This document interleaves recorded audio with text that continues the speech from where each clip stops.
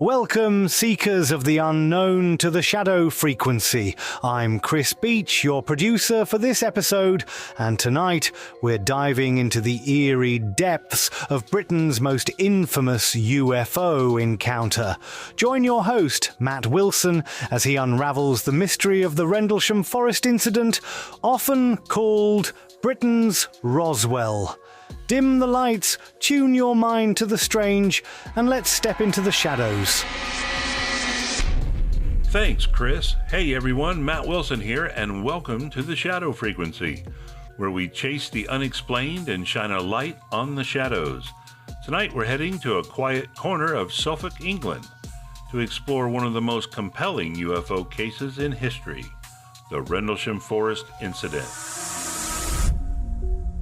It's December 1980. The Cold War is in full swing. And at RAF Woodbridge, a U.S. Air Force base, something bizarre is about to unfold. Picture this. It's the early hours of December 26, just past Christmas. Military personnel are on patrol near the base when they spot strange lights descending into Rendlesham Forest. At first, they think it's a downed aircraft, maybe a Soviet spy plane. But what they find is anything but ordinary.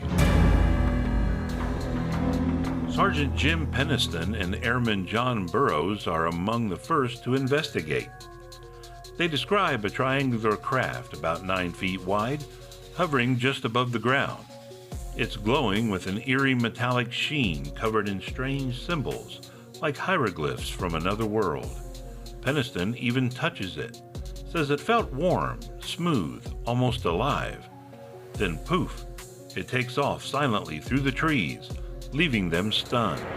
Now this wasn't a one-night fluke.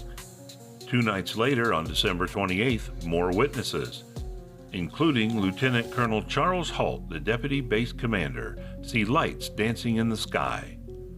Halt records the whole thing on a handheld tape recorder. You can hear him narrating as they chase these lights through the forest, radiation levels spiking, beams of light shooting down from above, and a glowing red object splitting into pieces before vanishing. This wasn't some mass hallucination. Dozens of trained military personnel saw it, and Halt's tape is chilling evidence. Looking directly overhead, one can see an opening in the trees, plus some freshly broken pine branches on the ground underneath. Looks like someone came off about 15 to 20 feet up. Some small branches about an inch or less in diameter. Within 148, we're hearing very strange sounds out of the farmers' barnyard animals. It's very, very active, making an awful lot of noise.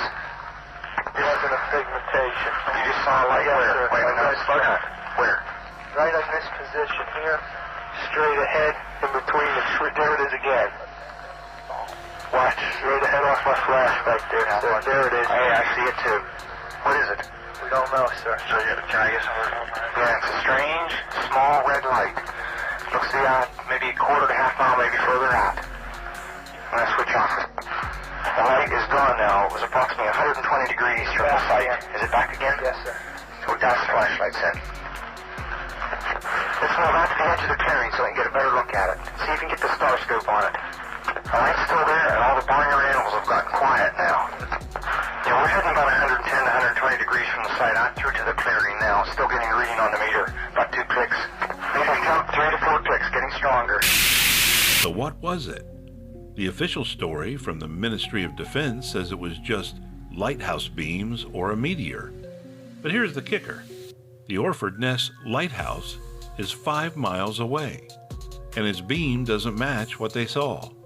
Plus, meteors don't hover or leave landing marks, and yes, they found impressions in the ground, like tripod legs, right where Peniston saw the craft.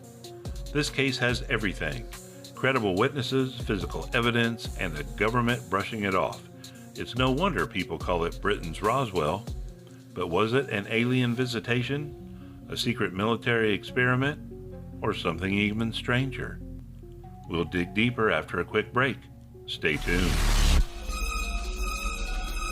Hey, Shadow Frequency listeners, Chris Beach here. How wild is this Rendlesham story so far? Lights in the forest? Military cover-ups?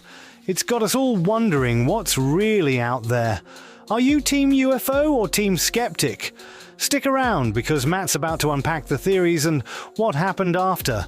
If you're loving this, hit that like and subscribe button and follow us on YouTube, TikTok, Facebook, Apple, Spotify, Amazon, iHeartRadio, Podbean, and all your favourite podcast directories.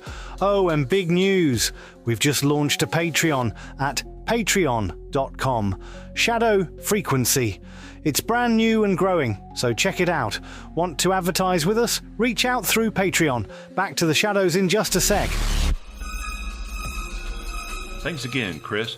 Welcome back to the Shadow Frequency. We're knee-deep in the Rendlesham Forest incident, and it's time to wrestle with the big question. What the hell happened out there? Let's break down the theories. First up, extraterrestrials. The craft Penniston described doesn't match any known human tech from 1980. Those hieroglyphs he sketched, they don't line up with any Earth language. And the way it moved, silent, fast, defying physics, screams something otherworldly.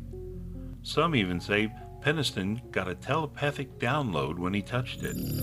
A binary code he later decoded claiming to be from the year 8100.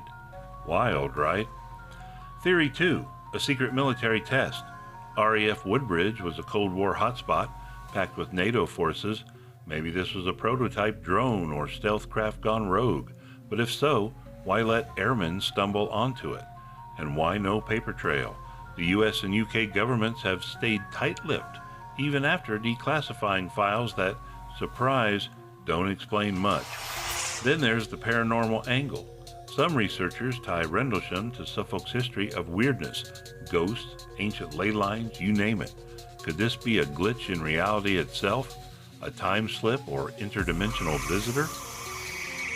Whatever it was, the aftermath is just as strange. Witnesses like Penniston and Burroughs suffered health issues, radiation exposure they claim. The MOD shut down inquiries fast, but UFO researchers like Nick Pope, former MOD insider, say this case stands out. Even today, Rendlesham draws investigators hunting for answers in those woods. So where do I land? I'm torn. The evidence is too solid to dismiss, but the truth's still hiding in the shadows. What do you think? Alien, military, or something we can't even fathom? Hit us up with your theories, and we'll keep chasing the unknown. Until next time, this is Matt Wilson signing off from the Shadow Frequency. And that's a wrap on tonight's eerie journey into the Rendlesham Forest incident.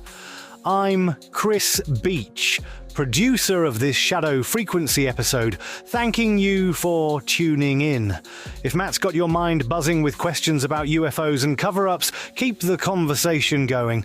Subscribe and follow us wherever you listen. We'll be back soon with more tales from the edge of reality. Juniper will be your guide next time. Stay curious and keep your eyes on the shadows.